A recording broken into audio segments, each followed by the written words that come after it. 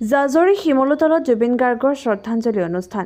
জাজৰি বালিকা মজলীয়া বিদ্যালয় শিমলুতলত জুবিন গাৰ্গ বৃক্ষৰোপণ সমাজৰ সহযোগত সমূহীয়াভাৱে জুবিন গাৰ্গৰ শ্ৰদ্ধাঞ্জলি অনুষ্ঠান অনুষ্ঠিত কৰা হয়।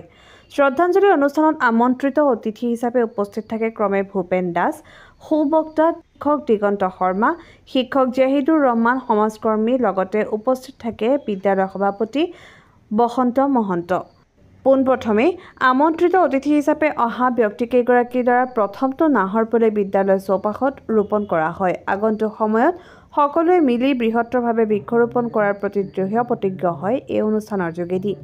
এয়া মাথো আৰম্ভণিহে। ইয়াৰ লগতে জুবিন গাৰ্গক সকলোৱে ফুল, ধূপ আৰু বন্তি ১০০ এগছেৰে শ্ৰদ্ধাঞ্জলি জ্ঞাপন কৰে। আমন্ত্ৰিত অতিথিক সম্বৰ্ধনা জ্ঞাপন কৰা হয়। লগতে জুবিন দাই কৈ যোৱা আৰু ভালপোৱা মায়াবিনী গীত সকলোৱে সমজুৱাভাৱে পৰিৱেশন কৰে।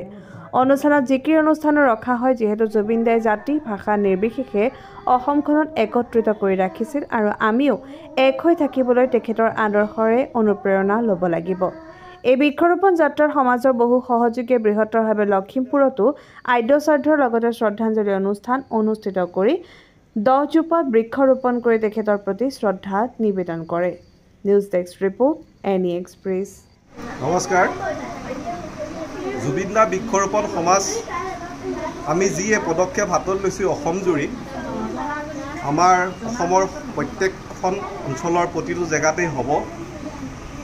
আজি এই আমাৰ অনুষ্ঠান, এই যিটো সন্থা আমাৰ জন্ম হ'ল, পৰৱৰ্তী আমি কাৰ্যসূচী তেনেকৈ হাতত লৈ যাম। আৰু আমি এইটোৱে ক'ব বিচাৰোঁ, জুবিন দাৰ আমাৰ অতি মৰমৰ শিল্পী আৰু তেওঁ সমাজকৰ্মী আছিলে। তেওঁৰ নামত আমি প্ৰত্যেকজন মানুহেই এজোপাকৈ গছপুলি ৰোৱাৰ সিদ্ধান্ত লৈছোঁ। তেনেকৈ এই অসমজুৰি সকলো যাত্ৰা আৰম্ভ হ'ব আমাৰ। তেনেকৈ পথালি পাহাৰ, লখিমপুৰ, তাতো আজি শিৱ মন্দিৰ প্ৰাংগণত আমাৰ এই অনুষ্ঠান আৰম্ভ হৈছিলে। তাত আমাৰ সদস্য আছিলে উকিল বৰুৱা, সঞ্জয় বৰুৱা, তেখেতসকলে পৰিচালনা কৰিছিলে। অলৰেডি হৈ গৈছে তাত তেখেতসকলৰ। গতিকে আমি এটাই বিচাৰোঁ, অসমৰ সকলো জেগাতে জুবিন দাৰ কাৰণে আমি যাতে এটাই প্ৰয়াস কৰিব পাৰোঁ, এজোপাকৈ গছপুলি ৰুব পাৰোঁ। আৰু এটা কথা মই এইকণতে আপোনালোকৰ সংবাদ মাধ্যমৰ যোগেদি ক'ব বিচাৰিছোঁ, সকলো আহক, আমি একত্ৰিত হওঁ, ইজনে সিজনক ধৰি আমি আগুৱাই যাওঁ। আৰু এটা কথা কওঁ যে আপুনি এটা গছপুলি যদি ৰুৱে, আপোনাৰ ঘৰতে ৰুব, কিন্তু আপুনি বেলেগত ৰুবলৈ নাযায়। কিন্তু আমাৰ এই যিটো পন্থাৰ লগত আপুনি জড়িত হ'ব, তেতিয়াহ'লে অসমৰ প্ৰতিটো কোণতে আপোনাৰ নামত বা আপুনি এজোপা গছপুলি ৰুব পাৰিব। গতিকে সকলো ৰাইজক আমন্ত্ৰণ জনালোঁ আৰু আদৰণি জনালোঁ। ধন্যবাদ।